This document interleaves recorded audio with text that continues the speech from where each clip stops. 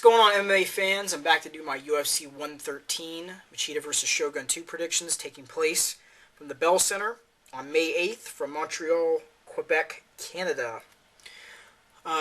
Should be a good night of fights. Just to let you guys know ahead of time, my undercard picks are over in the description side. I know a lot of you were asking for those, so I did put those up. Going to work my way from the bottom of the main card all the way to the top like I normally do. First fight of the night, Patrick Cote taking on Alan Belcher. Both of these guys very, very similar in styles. Both good strikers. Both have good takedown defense, good cardio. Both are excellent grapplers. The biggest contrast is Cote primarily, he's got very, very good boxing, good counter boxing. Belcher, Muay Thai practitioner, good grappler on the ground, doesn't get enough credit. BJJ brown belt. And Cote, respectively, is a very good grappler in his own right. He's a purple belt in BJJ, if not already a brown belt. So, this is a very, very close fight to call. I've gone back and forth on how I was going to pick this. I think the big factor that's going to play into this fight, number one, is the fact that Cote hasn't fought for almost 2 years now. Since UFC 90, since he last fought, which was against Anderson Silva, where he completely obliterated his knee.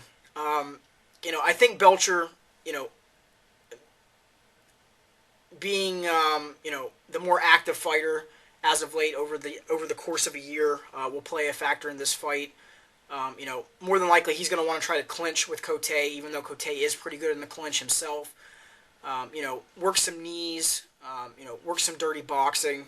I think what's going to happen is off of an exchange, possibly out of the clinch or possibly as they're both inside the pocket, I think Belcher's going to land a good combination, catch Cote, fall him to the ground, and either TKO him or submit him. Probably late second or early third. That's how I see it going. So that's going to be my pick. Alan Belcher via a late second or early third TKO. All right, on to the next fight. This one is not a big surprise of what's going to go down. Kimbo Slice versus Matt Mitrione. Both of these guys are going to try to stand in exchange. Both have powerful hands, both Mitrione and Kimbo. It's just going to come down to who connects first. More than likely it will be Kimbo, but do not be surprised if Matt Mitrione catches Kimbo Slice. I think he has dynamite in both of his hands as well. But I'm going to go with Kimbo. Going to say first round knockout. Neither one of these guys I don't think are going to make it out of the first round, regardless of who gets knocked out. Going to move to the next fight, Sam Stout versus Jeremy Stephens. Sam Stout, good Muay Thai practitioner, good cardio, strong for his size. A lot of people don't realize when they clinch up with him how strong the guy is. You've heard that in numerous interviews. He's improved with his takedown defense. He's improved with his grappling and even his submission defense on the ground. And we saw, just how good that was and just overall how much better he's gotten based upon his last fight. Jeremy Stephens, good boxing. Decent cardio. He's had problems there off and on. He likes to push the pace, but he has had issues with his takedown defense and his submission defense in the past. Stylistically, Sam Stout should be able to take this fight. He's overall the better fighter, all around. I think he's got the better boxing, the better Muay Thai, possibly the better wrestling. More than likely, he's the better grappler on the ground. And if for some reason, if Stout doesn't feel comfortable on the feet, he could possibly take this down if he wanted to, work some ground and pound. I see this one going the distance. I think Sam Stout's going to pull, a pretty convincing unanimous decision out over Jeremy Stephens.